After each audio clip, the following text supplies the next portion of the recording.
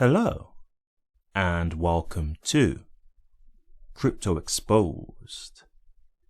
So, we've got a lot of drama going on since we've had this ruling from the SEC versus Ripple lawsuit, and I'm not going to call it drama, because for the XRP army, we're actually just standing tall here. We're just basking in the glory of our victory.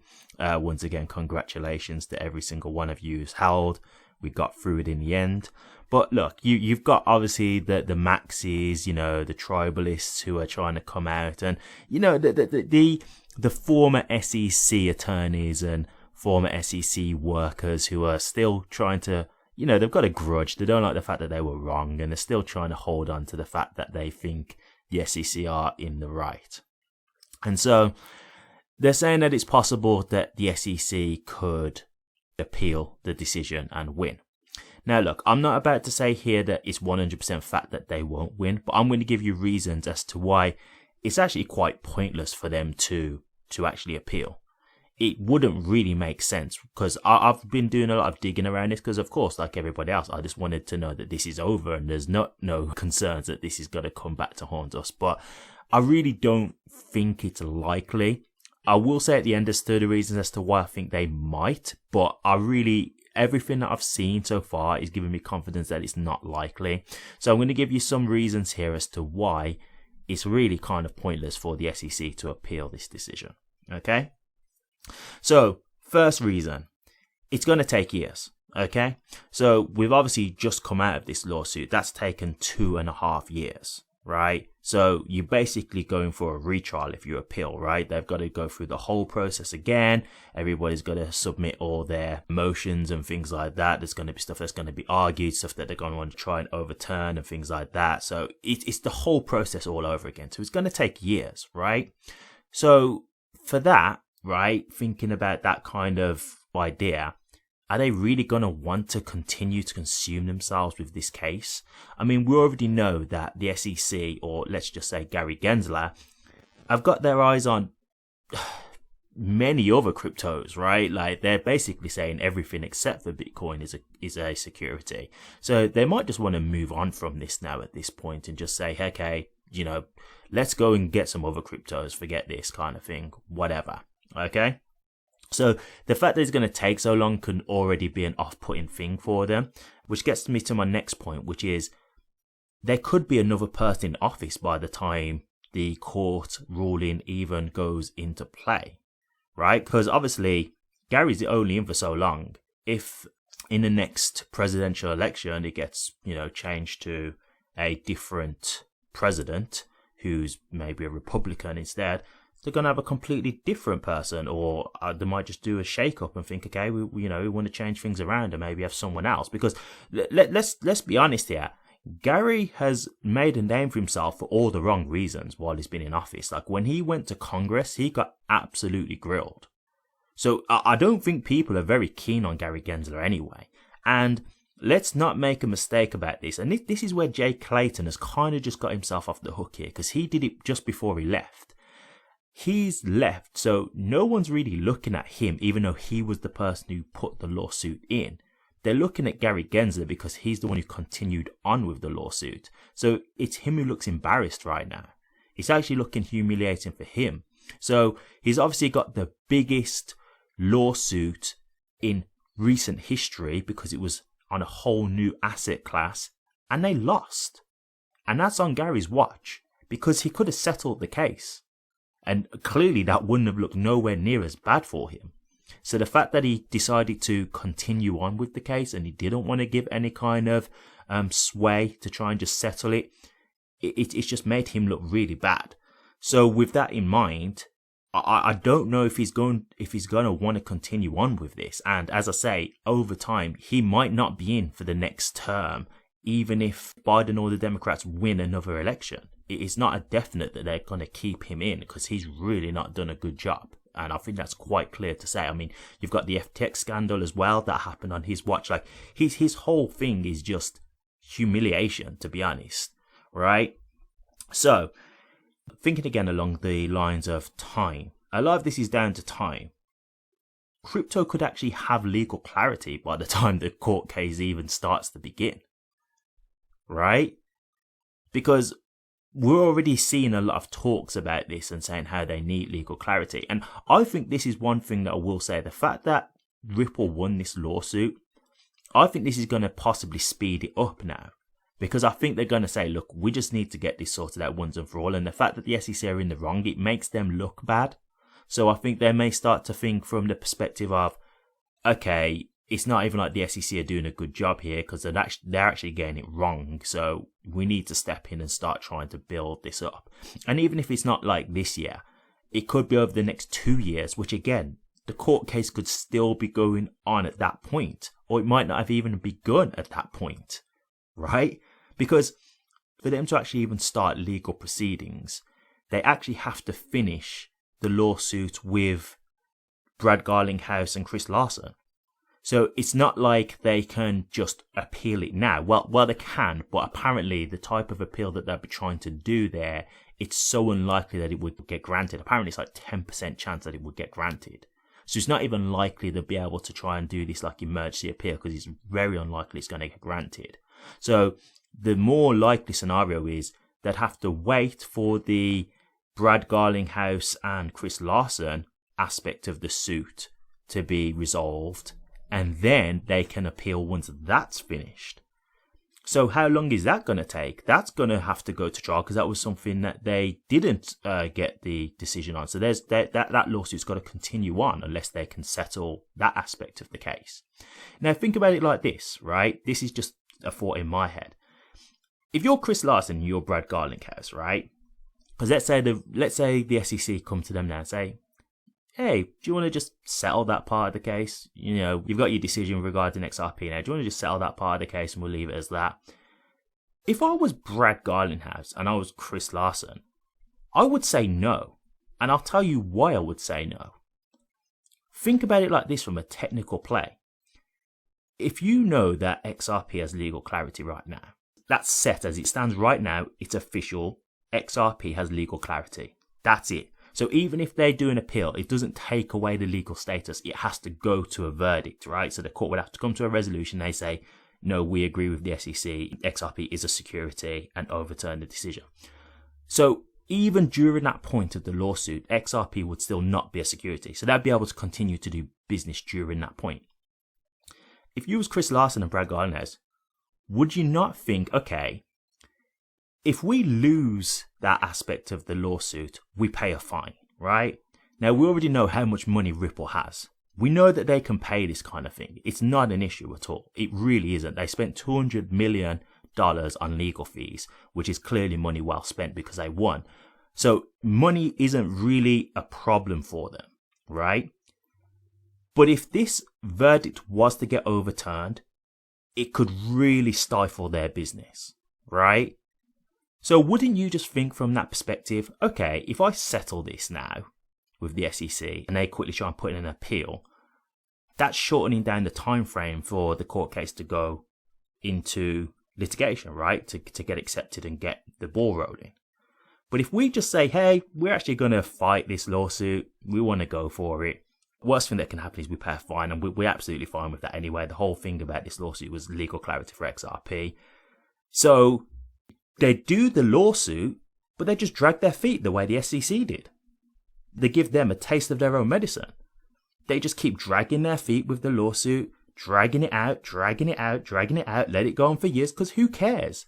That's just about a fine. That was never the argument for this lawsuit. That's never what it was about.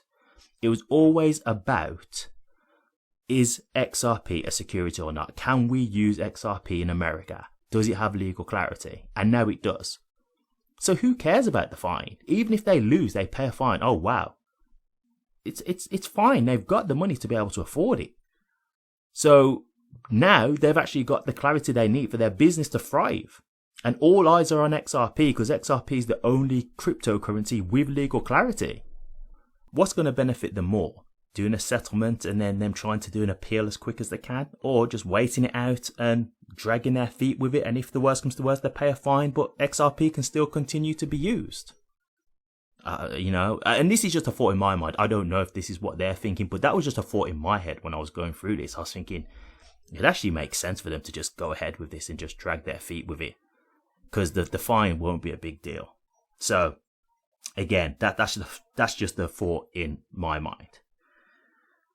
The next reason I was going to say is because the truth of the matter is, when it's all said and done, Judge Torres made the right call. So look, I want to give all respect to Judge Torres. I don't want to take anything away from what she did, because she literally saved the XRP community, and she actually saved crypto as well to a certain degree.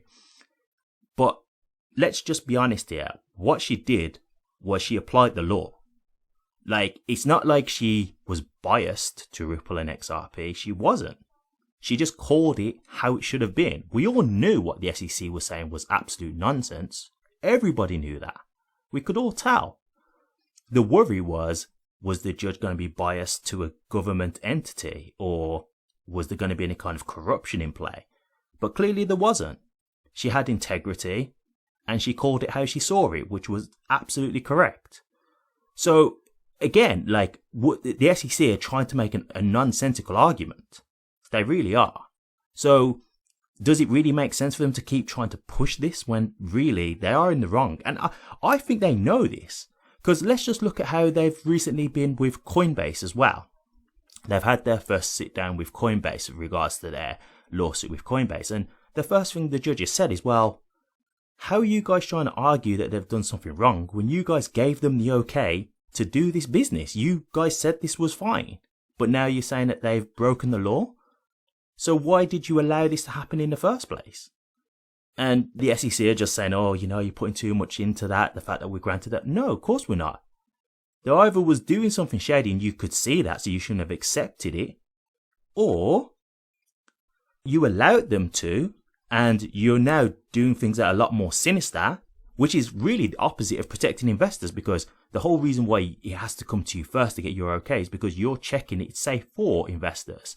But now you're turning around and putting a lawsuit on them, which is going to damage their business, which then affects people who are investing in that company. So it's the complete opposite. What you're doing is actually more unstable and unsafe for customers, right? That's not protecting anyone.